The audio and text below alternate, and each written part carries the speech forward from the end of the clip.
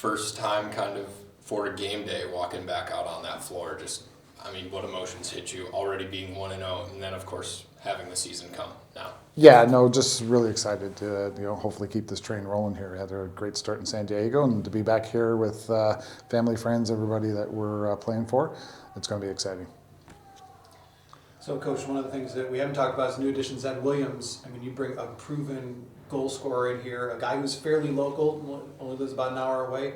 How valuable has he been so far to this team, and what is he going to bring to this team this season? He's been really valuable so far. Again, he's a guy that's won championships in this league as well, right? So it's just his demeanor, the way he approaches a game, the way he plays the game as well. It just bodes well with that right side. And again, being coming off of his injury, I thought he was really good. He's only going to get better, stronger, and faster from there. So it bodes well for us. I was thinking about getting stronger and faster. Thomas McConvey had a huge game one. I mean, he's a guy that it seems like every single game he's gotten better and better. How comfortable is he now in this system as he's been here for a few years? He's pretty comfortable, and again, the group themselves are pretty comfortable. They've been together long enough here, right? And it's clicking, and it didn't take much time. Like I say, we had a really good training camp, and I think for us, being off those first 2 weeks kind of sucked, but at the same time, we were dialed and we were ready to play, and then we just got to make sure we carry it forward tonight. Yeah, and it seemed like the offense was even more fluid than it was last year, which is crazy to think because it was one of the best offenses in the National Lacrosse League. But when you look at Connor Fields' reigning MVP, and it seemed like he had even more space to operate last week than he even did last year. Yeah, the guys were just working for each other, and the ball was moving well. Their feet were moving well. We were picking our spots, and I thought we were very efficient. We were very selective in our shots. I think we probably 20 shots less than we did last year on average, which is really good to see, and they made the most of it. And you get on the back end. I mean, Robin Hartley had a career game, and I mean that's what we've all seen from him when he's fully healthy. That he just every time he can make these acrobatic saves. But I mean he was so dialed in last week, and how important is that to have a guy like Hartley who can be so dialed in, where he literally just closes the door on the team. Yeah, it's important. You got a great goalie, you got a great team in front of them, and makes coaches look pretty good too at the end of the day. But yeah, he was dialed in, and it's that we've been kind of seeing flashes of it, and it's got to be that consistency out of him, and that's the one thing we just keep talking to him about is there was no soft ones last week. He made dynamite save after dynamite save. It's just making sure he makes the next save that he just got to keep focusing on.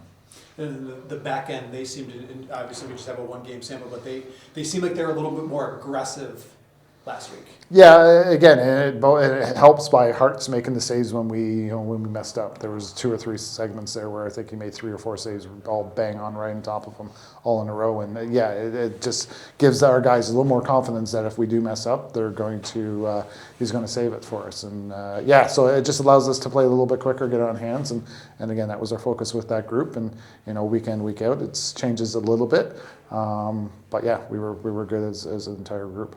We asked you the other day in the media call, but just a little bit more on Jeremy Thompson and just what he brings to this team, not only at the X, at the back end, the leadership, the championship pedigree. I mean, he brings so much to this organization. Yeah, just his approach to the game, number one, and the way he just kind of goes out on the floor and competes every single shift. It's great to have another guy to point to and say, especially for the young guys, like if you can have that compete level every time you step on the floor, that's a good thing. And yeah, we're going to lean on it as we move forward here for sure.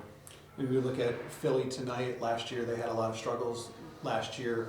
They come into that game against Colorado. I think they raised some eyebrows at how well they played. What did you see from Philly last week on film? You know what? The great goaltending, that's always been their staple. Defensively, they were really good. They were really tight. They were really physical and kept Colorado to the outside. But I thought offensively, and again, just quickly looking at the numbers there, that ball was moving a heck of a lot.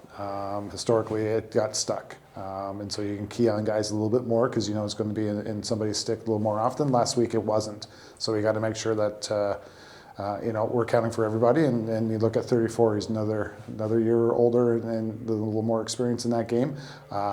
He can do a lot of things. He's a big boy and really smart. And again, the key, we got to key on him and know where he is at all times.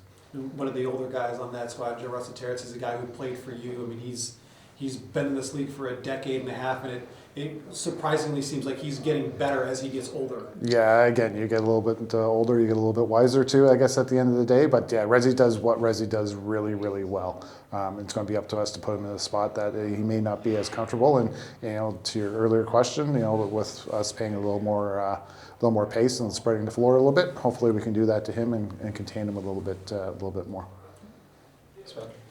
Coach, you had 4 guys combined for 31 points last week. How do you keep that going?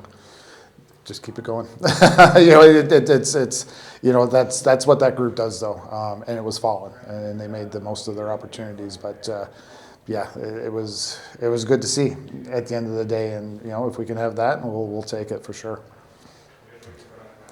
Lordy's gonna pass Josh Sanderson today for 10th all time in NLL games played. Just when you think about what he does now as a veteran presence in this locker room, just how have you watched his career, and how is that going to come to fruition today? Yeah, Lordy used to be young and fiery and all over the place, and now he's older, wiser, and he knows exactly what his lane is.